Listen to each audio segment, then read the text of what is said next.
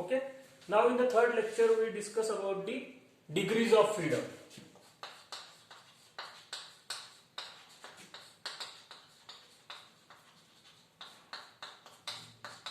Degree of freedom. It is denoted by F. So what is the definition of degree of freedom? It is the smallest number of variable factors.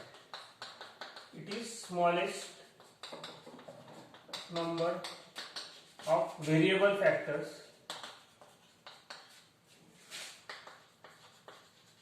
such that pressure, temperature or composition which are fixed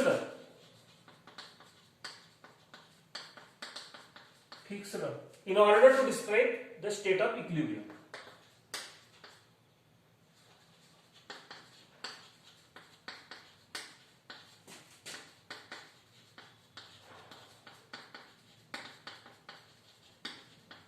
In order to describe the state of equilibrium. So what is the definition of degree of freedom? It is the smallest number of variable factors such that temperature, pressure or composition which are fixed, temperature, pressure or composition which are fixed in order to define the state of equilibrium. Means if you want to define any equilibrium, that is ice, water, vapor, we have to fix temperature, pressure or composition, or that are automatically fixed. In order to define the equilibrium. So what are the degree of freedom? First you only remember that temperature, pressure or compositions are the degree of freedom. Now for example, which is automatically fixed? For example, if we take the gas filled in balloon.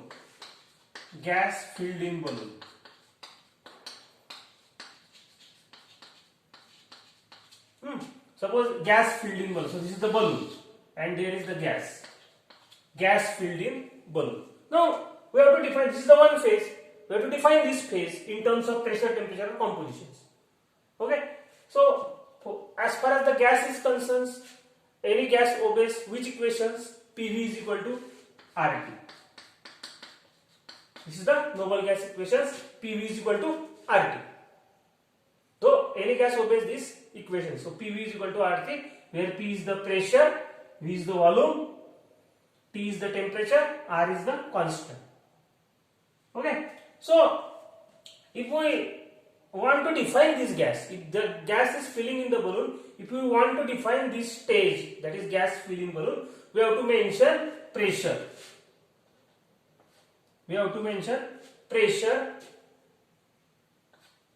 As well as we mention pressure, we should mention temperature, but pressure and temperature is only sufficient, because once you mention pressure and temperature, then you can easily calculate the volume. So we mention pressure and temperature, volume is automatically fixed.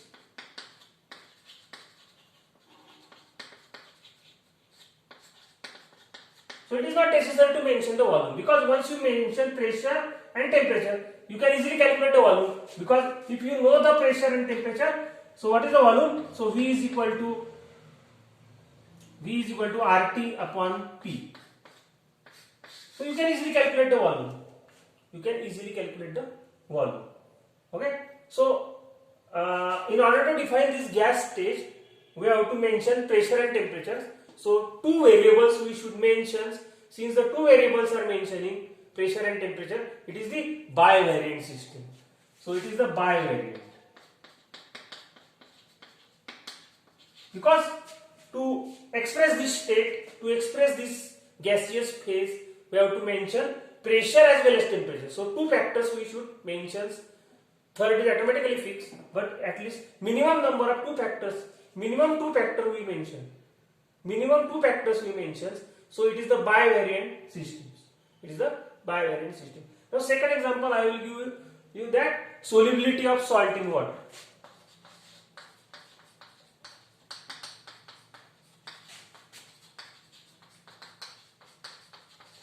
Solubility of salt in water. Suppose you take test tube, add water plus NaC. You take the test tube, add water add into it NaCls. Or if we will take another example, ice and water. Okay, water and vapor. Water is in equilibrium with vapor. I will give you this example. That is, water is in equilibrium with vapor. Now, this is the equilibrium state. We have to define this equilibrium state in terms of pressure, temperature, or volume, concentrations. So, water is converted into vapor. How will water converted into vapor? If you increase the temperature of the water, then it is converted into vapor. So, which factor minimum number of factors? Here we should mention only temperature. Temperature is sufficient. Because once temperature is sufficient, pressure is automatically fixed. Because at 1 atmospheric pressure, water is converted into vapor state. So here we should mention, because water is converted into vapor at certain temperature. So we should mention minimum number of temperature. That is only one factor, that is temperature. So we should mention temperature only. We should mention temperature only. What is the temperature? Because temperature is 100 degrees centigrade. Once you mention the temperature, pressure is automatically fixed. P is fixed. What is the P? P is the 1 atmosphere.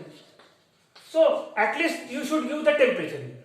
So only one factor is required to express this water in equilibrium with vapor. Only one factor is required, that is temperature. Once you mention the temperature, pressure is automatically fixed. So only one component is required. So it is the monovariant system. So it is monovariant. So F is equal to 1.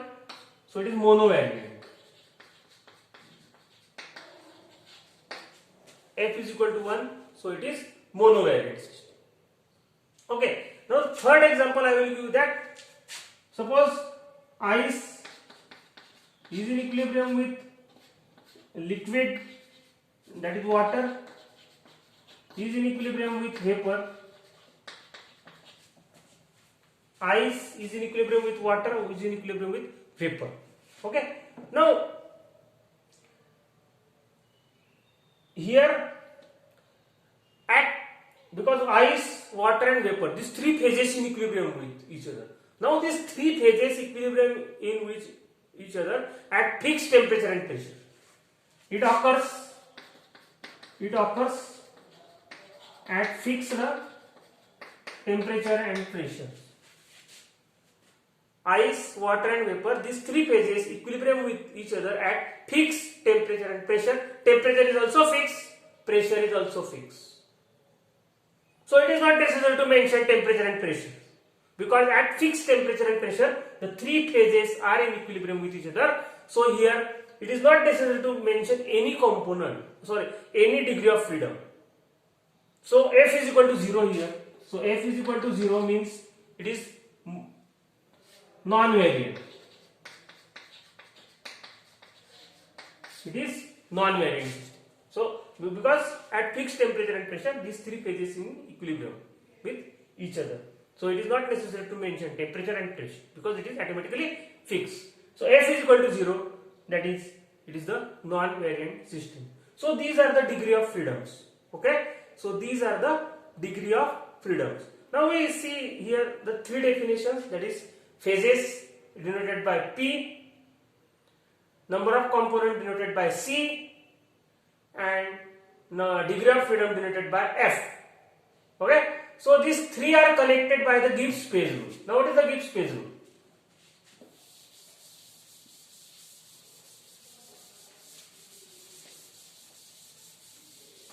Okay. So Gibbs phase rule.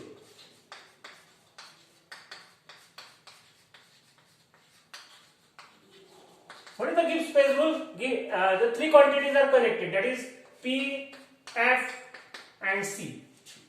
These three, P means number of phases, F means degree of freedom, C is number of component. Okay, these three quantities are connected with each other by the Gibbs phase rule. Now what is the Gibbs phase rule? F, P plus F is equal to C plus 2. This is the Gibbs phase rule. P plus F is equal to C plus 2. Now what is the Gibbs phase rule? Statement is the mathematical statement. Now what is the actual statement of the Gibbs phase rule? What is the sum of number of phases and degree of freedom? Sum of number of phases and degree of freedom exceed the component by 2. Sum of number of phases and degree of freedom exceed the component by 2, provided that equilibrium between the phases should not be disturbed by magnetic force or gravity. Equilibrium should not be disturbed, equilibrium should be there. Then only this rule is followed. What is the Gibbs phase rule? Sum of number of phases and degree of freedom exceed the number of component by 2, provided that the equilibrium should not be disturbed by magnetic force or gravity or gravitational force. Okay, so what is the Gibbs phase rule? Sum of number of phases and degree of freedom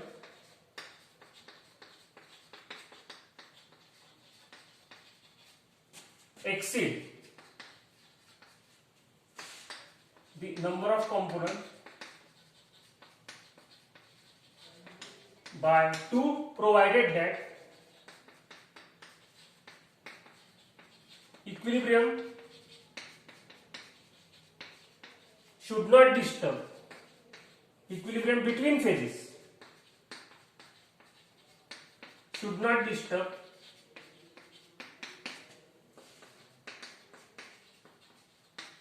by magnetic or gravitational force.